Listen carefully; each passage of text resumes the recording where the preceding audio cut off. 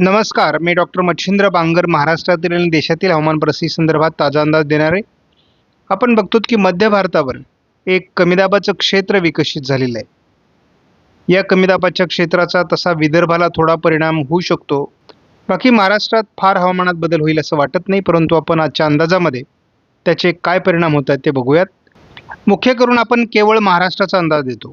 भारतातील इतर राज्यांवर आपण केवळ आजूबाजूच्या राज्यांवर नजर टाकतो आणि कधीतरी आपल्याला महाराष्ट्रात फार काही सिस्टम नसतील तर आपण देशाच्या अंदाजावर थोडी नजर टाकत असतो. या पलीकडे आपण अंदाज बघत नाही.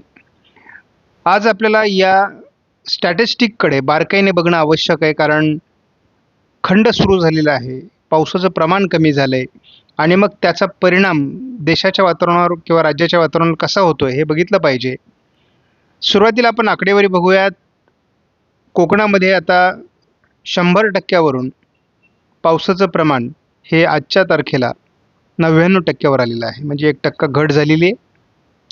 मध्य महाराष्ट्रामध्ये सुद्धा 1%ची घट होऊन 121% पाऊस झाल्याचं या ठिकाणी आजची नोंद आहे.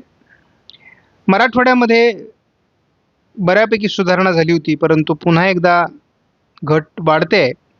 त्यामुळे या ठिकाणी देखील 88% पावसाची नोंद झालेली आहे, 12% घट आहे. विदर्भामध्ये 89%ची एकूण नोंद आहे, म्हणजे 89% पाऊस पडला आहे, 11%ची घट आहे. काल जो 106% किंवा 105% पाऊस महाराष्ट्रामध्ये पडलेला होता, तो आता 103%वर पोहोचला आहे, म्हणजे आता त्याची टक्केवारी आणखी 2%ने घटली आहे. जर टक्केवारी एका दिवसात 2%ने घटू लागली असेल तर पुढील दीर्घखंडामध्ये हे पर्सेंटेज अतिशय जलद गतीने कमी होण्याची शक्यता आहे. आणि मी आपल्याला कालच्या व्हिडिओमध्ये सांगितलं होतं की अमरावती आणि चंद्रपूर हे दुष्काळी जाहीर होतील आणि ते आज रेड झालेले आहेत. आता 2 दिवसामध्ये नागपूर आणि गडचिरोली देखील रेड होणार आहे, कारण या ठिकाणी 18%ची घट आहे. त्यामुळे हे जिल्हे लवकरच दुष्काळी जाहीर होतील. परंतु सध्या विदर्भात पाऊस पडतोय आणि त्यामुळे या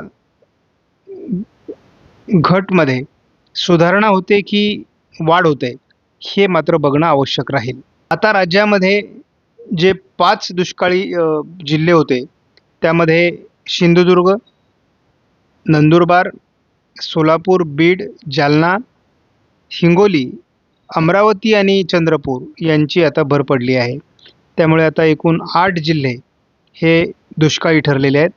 अतिवृष्टीचे जिल्हे 5 आहेत आणि ते अजून त्या संख्येमध्ये फारसा अजून बदल झालेला नाही आहे. केवळ बुलढाणा जिल्हा हा देखील अतिवृष्टीचा होता, परंतु त्यामध्ये बऱ्यापैकी आता आकडेवारी बदलली आहे. लातूर, परभणी, वाशिम आणि अकोला हे जिल्हे देखील मोठी घट आहे. त्या पाठोपाठ आता अहिल्यानगरसुद्धा 9%च्या घटीवर आलेलं आहे. त्यामुळे एक लक्षात ठेवा, बऱ्याच जिल्ह्यांमध्ये घट वाढते आहे आणि जर हा खंड दीर्घ राहिला तर आपल्याला पुन्हा एकदा चिंतेचे ढग वाढतील. परंतु एक समाधानाची बाब अशी आहे की गेल्या महिन्यामध्ये सर्व पाणी क्षेत्रामध्ये, म्हणजे पाण्याचा जो साठा आहे तो आपल्याला मुबलक तयार झालेला आहे महाराष्ट्रामध्ये. जुलैने आपल्याला समाधानकारक अशा प्रकारचं वातावरण दिलेलं आहे. त्यानंतर बऱ्याच जिल्ह्यांमध्ये पेरणीपुरता पाऊस झालेला आहे, पिकांपुरता पाऊस झालेला आहे. त्यामुळे समाधानाचं वातावरण बऱ्याच ठिकाणी आहे. याचं प्रमाण देखील 70%वर पोहोचलं आहे, म्हणजे केवळ 30% सध्या महाराष्ट्रातील पावसाचं प्रमाण कमी आहे असं म्हणता येईल. जरी टक्केवारीत आपण 103वर असलो तरी एल निनोचा मोठा परिणाम असून असमान पावसाचं वितरण झालं आहे. आपण दररोज देशाची आकडेवारी देखील तपासत असतो. आज 7 तारखेला देशात 11%ची घट कायम आहे, म्हणजे 89% पाऊस आजही नोंद कायम राहिलेली आहे. सध्या भारतामध्ये पावसाचं प्रमाण आपण जर तपासलं तर विदर्भामध्ये आज चांगल्या प्रकारचा पाऊस होता. तेलंगणा म्हणजे जवळपास या बहुतांश भागामध्ये आपल्याला चांगल्या प्रकारचा पाऊस बघायला मिळाला.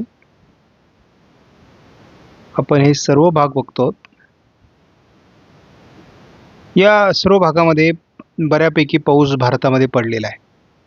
त्यामुळे एक गोष्ट लक्षात घ्या की कोकणमध्ये पाऊस आहे आणि विदर्भामध्ये पाऊस आहे. मध्य महाराष्ट्र, पश्चिम महाराष्ट्र, उत्तर महाराष्ट्र आणि मराठवाडा या ठिकाणी मात्र पावसाचं प्रमाण आज कमी होतं. केवळ परभणी जिल्ह्यामध्ये थोडाफार पावसाचा प्रभाव दिसला होता. आपण जर न्यूमेरिकल मॉडेल प्रिडिक्शननुसार बघितलं तर JFS मॉडेलचा अंदाज आहे एक कमी दाबाचं क्षेत्र या ठिकाणी विकसित झालेलं दिसते. याही ठिकाणी एक हलकी चक्राकार स्थिती आहे. कोकण किनारपट्टीला थोडं पावसाळी वातावरण यामुळे निर्माण झालेलं आहे. महाराष्ट्रात ढगाळ परिस्थिती आहे. महाराष्ट्रामध्ये ढगाळ वातावरण राहील.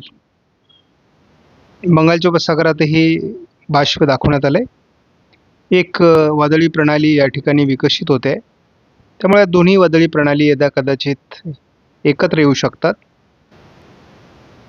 10 तारखेला आपण बघतो की बिहार, छत्तीसगडच्या आणि झारखंडच्या दरम्यान एक सिस्टम प्रभावी असेल. मात्र या ठिकाणची सिस्टम कमजोर होईल. आपल्याला महाराष्ट्रामध्ये केवळ ढगाळ वातावरण आहे. हलक्या काही ठिकाणी पाऊस होईल. कोकणातील पावसाचा जोरही कमी होण्याची शक्यता आहे. सध्या एका वादळी प्रणालीमुळे छत्तीसगड, ओरिसा, मध्य प्रदेश, झारखंड या ठिकाणी पावसाचं वातावरण तयार झालेलं आहे आणि त्याचा थोडा परिणाम विदर्भावर देखील आहे. मात्र आज कोकण किनारपट्टीला बऱ्यापैकी पावसाचं प्रमाण कमी झालेलं होतं. या ठिकाणी आपण बघतो की एक सिस्टम आहे तर एक वादळी प्रणाली या ठिकाणी आहे. मात्र ही वादळी प्रणाली 2 दिवसात नष्ट होईल आणि या वादळी प्रणालीला थोडी गती मिळण्याची शक्यता आहे. महाराष्ट्रात केवळ कोकणात हलका पाऊस आहे. इतरत्र पाऊस कमी होण्याची शक्यता आहे. 9 तारखेला महाराष्ट्रात पूर्व विदर्भात गडचिरोली वगैरे भागात थोडं पाऊस असेल. कोकणात हलक्या सरी होऊ शकतात. मात्र महाराष्ट्रातला पावसाचा खंड सुरू झाला आहे. महाराष्ट्रात ढगाळ वातावरण आहे. स्थानिक काही ठिकाणी वातावरण पोषक असेल तर पाऊस होऊ शकतो, रिमझिम स्वरूपाचा, हलक्या स्वरूपाचा. परंतु कोकणातही पाऊस असेल, परंतु विशेष प्रभाव नाही आहे, हे लक्षात घ्या. दरम्यानच्या काळात भारताच्या या उत्तरेकडील भागात भरपूर पाऊस होणार आहे. एक वादळी प्रणाली या ठिकाणी सक्रिय राहणार आहे. परंतु महाराष्ट्रामध्ये याचा परिणाम होत नाही आहे. तर आपल्याला अपेक्षा होती की 11-12 तारखेला तयार होणारी ही सिस्टम महाराष्ट्रावर येईल. परंतु ती महाराष्ट्रावर न येता ती उत्तरेकडे सरकते आणि आपल्याला असं वाटलं होतं 13, 14, 15, 16 मुसळधार पाऊस महाराष्ट्रात होईल. परंतु असं काही घडताना आता दिसत नाही. वातावरणात मोठा बदल झाला आहे. हे सगळे अंदाज बघत असताना मी एक सारांश देखील तुम्हाला देणार आहे. आपण पुढील 3 दिवस म्हणजे 8, 9, 10 केवळ कोकण किनारपट्टी आणि विदर्भ पाऊस बघतो. महाराष्ट्रात उर्वरित जिल्ह्यांमध्ये विशेष पावसाची शक्यता नाही. आपण या ठिकाणी बघतो नागपूर, भंडारा, गोंदिया, चंद्रपूर, गडचिरोलीमध्ये काही प्रमाणात वातावरण आहे. आज थोडं नांदेड, परभणीच्या भागामध्ये, लातूर पूर्व भागामध्ये देखील पावसाळी वातावरण होतं. आपण उद्या जर दिवसभरामध्ये बघितलं तर विदर्भामध्ये अमरावती, नागपूर, भंडारा, गोंदिया, चंद्रपूर, गडचिरोली, वर्धा, यवतमाळ या भागात पाऊस होऊ शकतो. बार्शी, सोलापूरमध्ये थोडाफार पाऊस होऊ शकतो. दक्षिण कोकणामध्ये पाऊस होऊ शकतो, असा अंदाज आहे. आपण जर 9 तारखेचा अंदाज बघितला तर कोकणासहित बराच भागातील पाऊस उघडतोय. परंतु तरी देखील पूर्व विदर्भामध्ये नागपूर, भंडारा, गोंदिया या जिल्ह्यांमध्ये पावसाचं प्रमाण राहण्याची शक्यता आहे. 10 तारखेला तसं फार विशेष वातावरण नाही आहे. कोकणात ढगाळ परिस्थिती राहील आणि विदर्भातील पाऊसही कमजोर होण्याची शक्यता आहे. आपण 5 दिवसासाठी या मॉडेलचा अंदाज पुढे सरकवणार आहोत.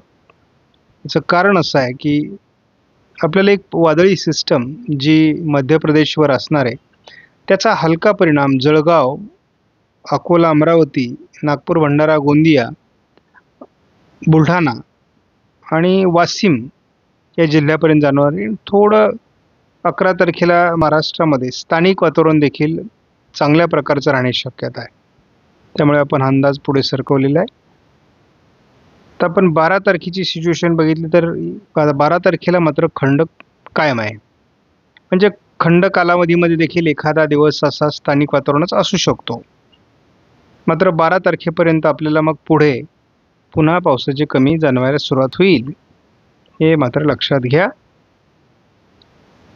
आणि साधारण 12 तारखेनंतर पुढे तीव्र अशा प्रकारचा महाराष्ट्रातला खंड सुरू होईल आणि मग तेव्हा झालेल्या पावसाच्या आकडेवारीमध्ये झटपट बदल सुरू होईल, कारण पावसाची घट झटपट वाढत जाईल असा अंदाज आहे.